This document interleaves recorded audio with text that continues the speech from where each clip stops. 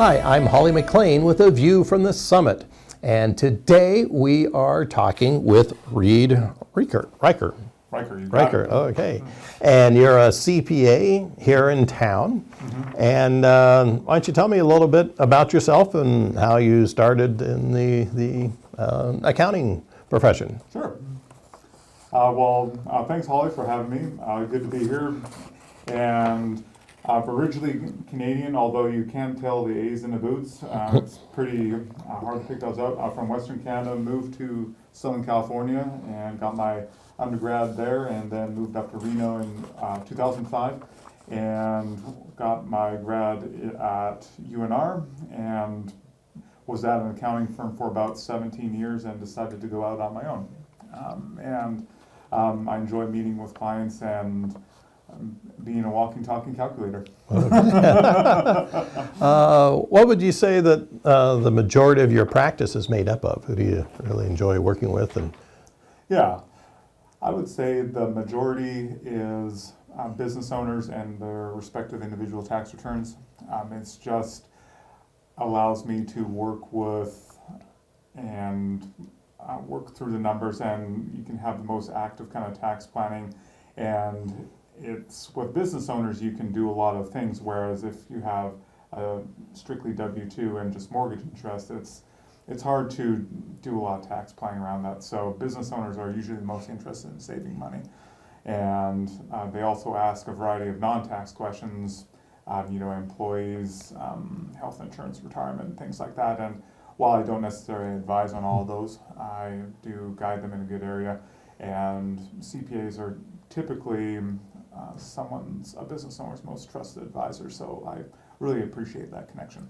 Good.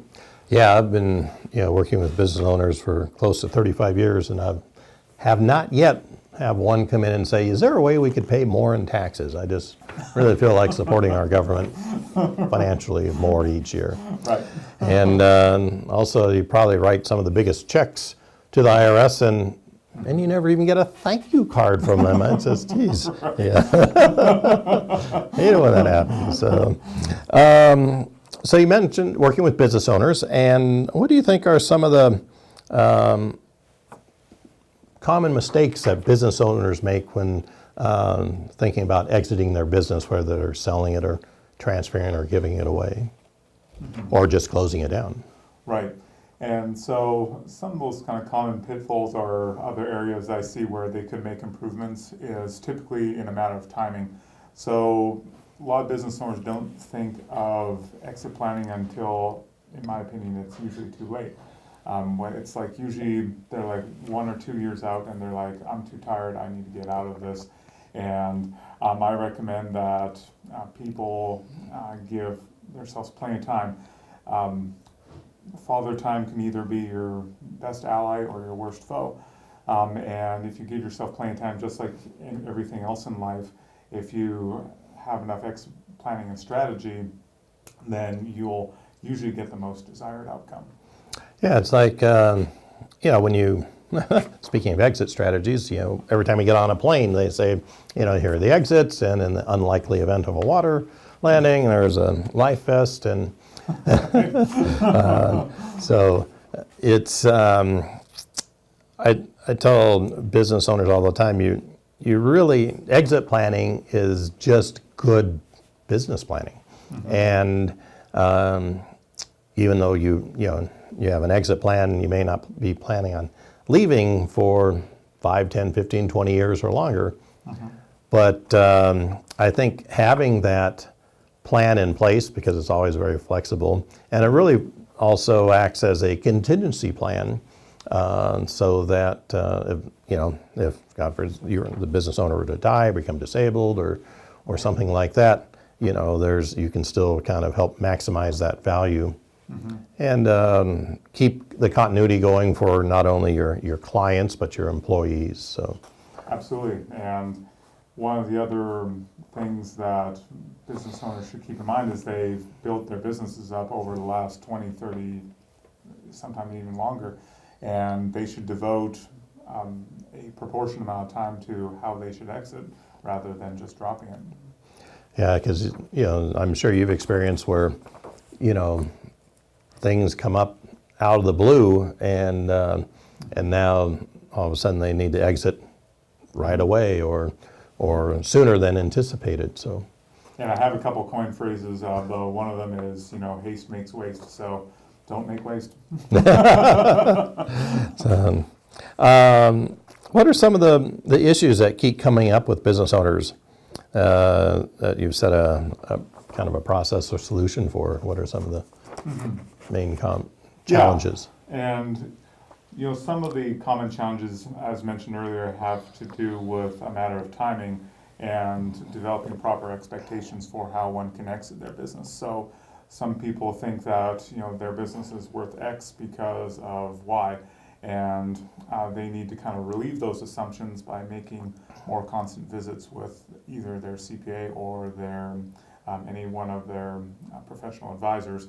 So meeting with your CPA, you can see what the common value drivers are, and it actually can be a common question by clients is, well, I'm thinking about selling and I don't know what my business is worth. And we'll get into that question a little bit later, but constant visits with your CPA, educate the business owner, which is probably the most important party to educate in all this, so that they can figure out what to improve or what to slow back on, or how they should work with their employees, because a lot of times employees are a good exit strategy, and sometimes it's not some angel buyer coming from another state that's buying their business. A lot of times it's their own employees, and I've seen really nice outcomes from that too.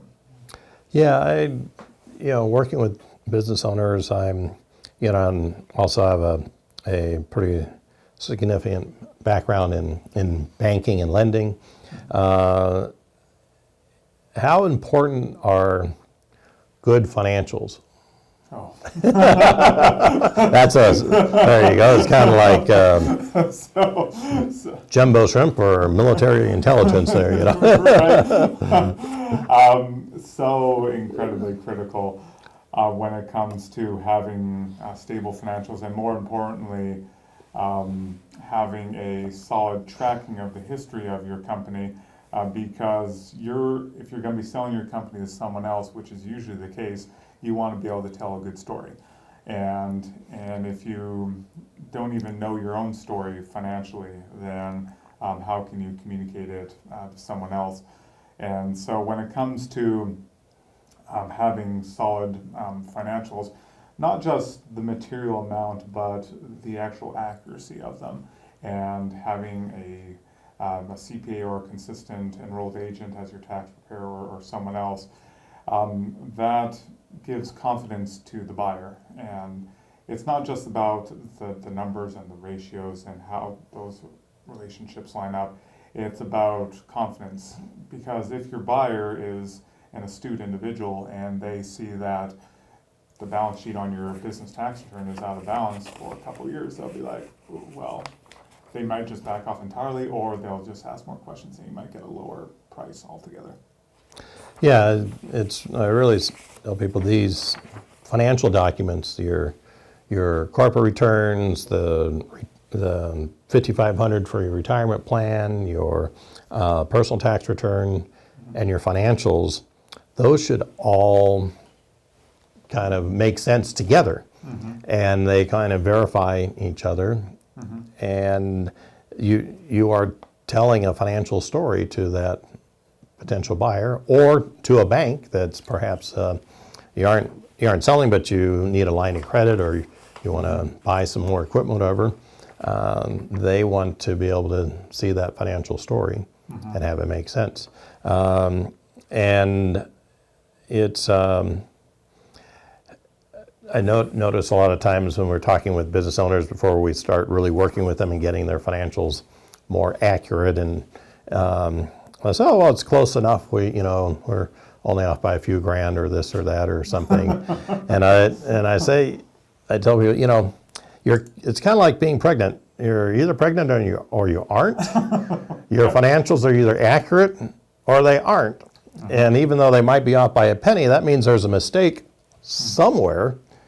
And so you want to make sure that it's I think it's speaking airplanes, it's like flying a plane at night with no instruments. If your financials, if you aren't reviewing those and checking those will really let you know what's happening with that business and can really guide you. And I think that's one of the things that a lot of the smaller business owners that we see, they'll look at it and say, okay, yeah, I got my balance sheet, I have money in the account, and I have these debts, and then I look at the bottom of my cash flow, my P&L, and I made money or lost money, and that's kind of the extent of it. And it's like, no, what more can business owners really get out of that process of reviewing those financials each month? Mm-hmm. Yeah, one of the most important financial statements that usually a lot of business owners and even savvy business owners don't use is the statement of cash flows. And because that really tracks the most important asset, whether cash is flowing in or out. Because just because a business has a net positive bottom line doesn't necessarily mean there's cash in the owner's pocket. And a lot of times I see there's substantial leverage payments that are going out, and if an owner doesn't know what they're truly making, then it's the whole garbage in, garbage out. If you don't have good information going in, then you can't guide a good spot to exit.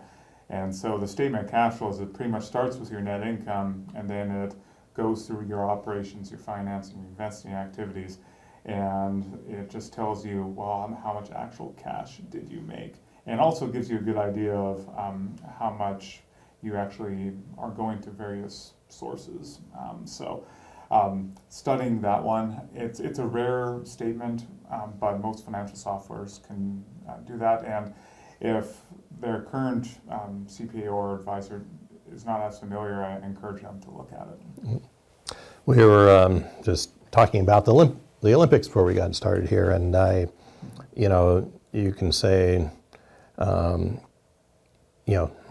Olympians, and especially, Olympians that have made it to the podium, they're certainly considered absolutely the best in the world at what they do. When you look at professional athletes, they're considered probably some of the best in the world at what they do. And they do it better than anybody else on the planet. However, they still have a bunch of coaches. And I'll say, look at your CPA, not as the person that tells you how much tax you have to pay at the end of the year, but the financial coach that can really help you fine-tune your business and your profitability, and making things also just more efficient as well through systems and processes. What other things can you provide to a business owner than just, hey, here's how much tax you owe at the end of the year? Right.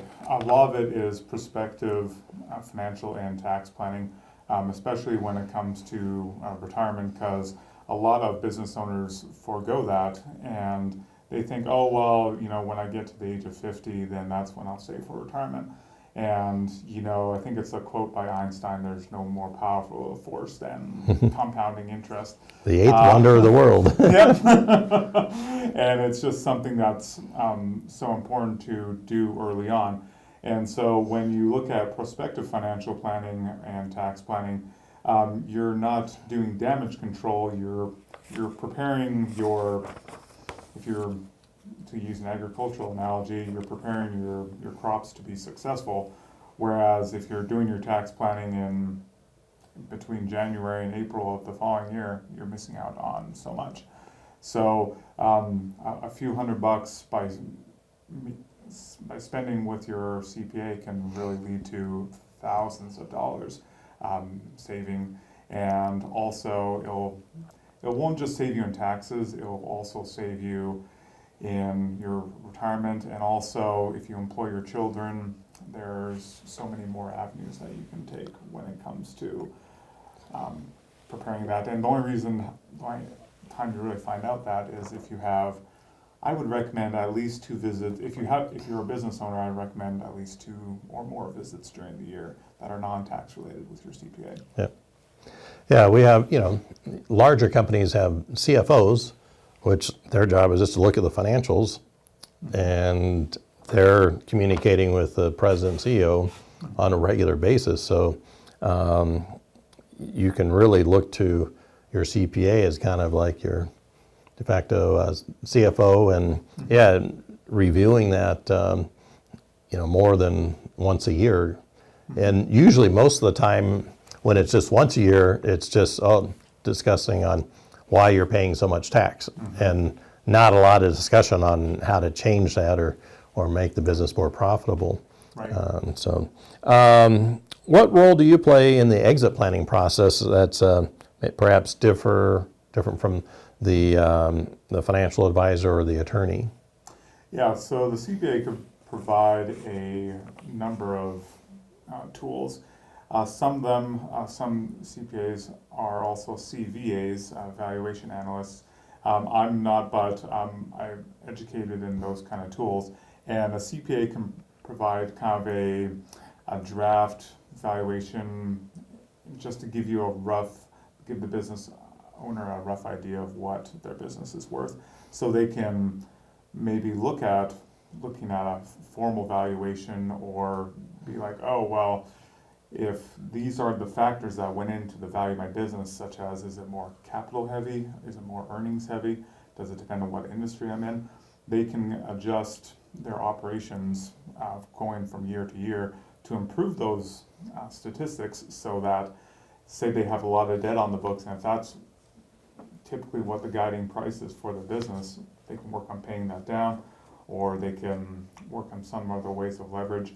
Or if it's earnings and they're seeing that, oh, well, they're paying themselves too much in rent, or they're not paying themselves enough in salary, or any other number of factors, they can really see what the criteria are for the value of their business, and they can improve that. And like I said, time can be your best ally or your worst foe.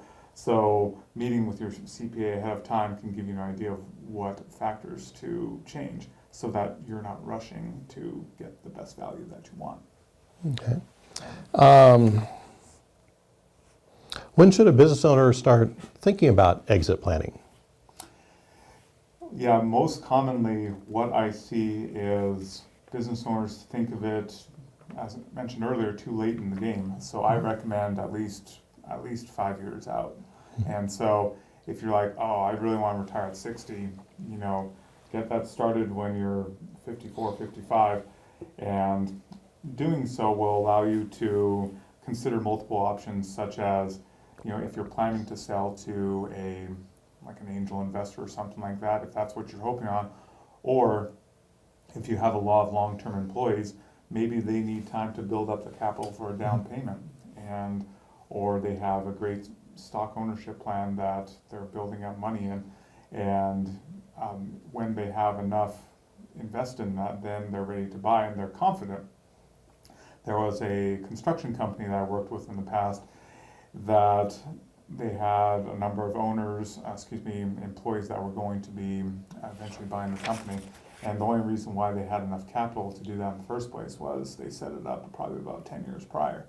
And were they planning on buying the business back 10 years ago? Not necessarily, but when they're building out the capital, if they're not too spendthrifty, if that's a phrase, they are saving up for those possible investments.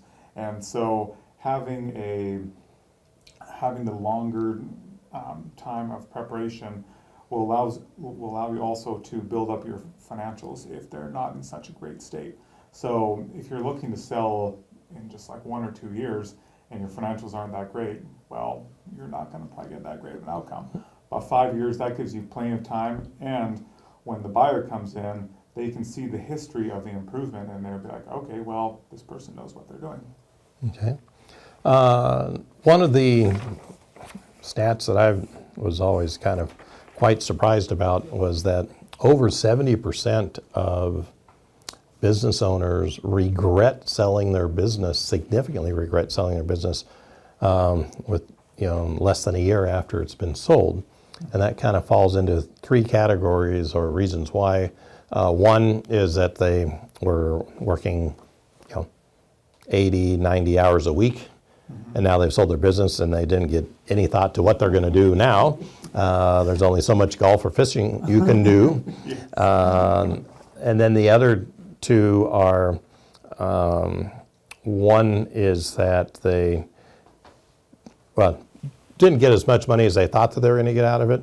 And kind of out of those two main reasons from that is they didn't take into account the fees associated with selling a business. Sometimes, you have legal, you have tax, you have perhaps selling fees like that. And then the other, especially with C corporations, sometimes significant tax hits on the sale of the business. Can you touch upon some of those concerns and how to try and avoid them, or at least be aware of them when you? Yeah, absolutely. And I actually saw it kind of firsthand when my old CPA firm owner, he retired, sold his firm for a healthy amount, and then when he was retired, he went on a cruise for about 2 months and then did some other things, and he was bored stiff because all he knew was accounting. And so what I saw other business owners do is have a gradual progression plan out of the business, so that when that new buyer does come in, you're still hanging on as a consultant, not only for your own benefit for something to do, but having the previous owner on, as law folks know, ensures the continued success of the business. So they can come in once or twice a week, if that, but if there's a good transition, the clients of that business will see, okay, well, there's a good handoff, and they feel more comfortable in that. When I started my own firm, I left on good terms, and my clients visibly saw that, and it helped immensely. And then when it comes to one of the other points of not selling it for the right price, that kind of goes into timing. If you're thinking of selling too close to when you actually sell, then if it's like 1 or 2 years, you don't have enough time to really develop that real good price point that you want. And when you have it more on 5 years, you can develop it, and you have more control. More time gives you more control typically. And then when it comes to, I'm thinking about one of the other points, but I can't recall it right now. But when it comes to if you have a large business, for C corporations, there's a number of ways you can structure a sale of a C corporation to have various elections, or have it as a qualifying small business stock sale. Just so many things that you can do.